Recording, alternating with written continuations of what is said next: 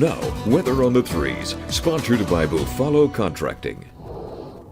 5:23 our time. Welcome back to Poplar Bluff, Missouri. Steve is joining us. He's president of the Chamber of Commerce here. Good morning, sir. Good morning. Thanks for coming. T-shirt. Yeah, all right. Looking good. And the sunglasses, too, right here on the main drag. All right, we'll chat with him coming up in just a bit. Let's check our forecast details.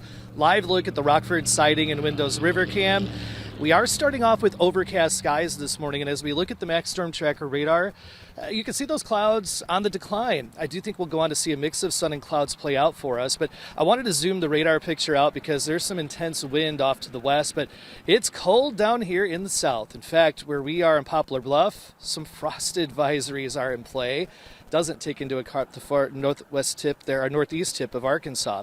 As far as temperatures go, starting off about 39 degrees back at home, and we're going to go on to see highs today in the upper 40s, but thankfully we've turned that rain spigot off. There is nothing to talk about on Timecast, and we like to keep it that way, but unfortunately come Sunday, it looks like we get wet again. We'll see sunshine tomorrow, highs at 52, and then coming up on that Sunday forecast, again, moderate, in some cases some heavy rain to come down.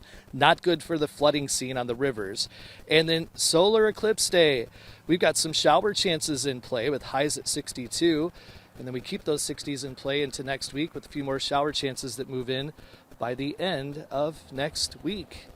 Hey, good morning. Welcome back. Poplar Bluff, Missouri. Love it. We're right off Highway 67 as it rolls through town. Got Steve with us here with the Chamber of Commerce.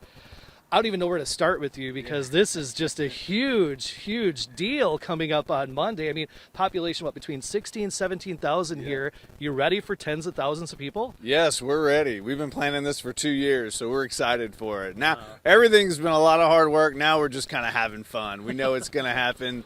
Uh-oh, look at this. Is this some kind of phenomenon here you got going on? We ordered up the eclipse a little early in Poplar Bluff. Very good, and it's total. I love it. Yeah, Boy, you spared no expenses here.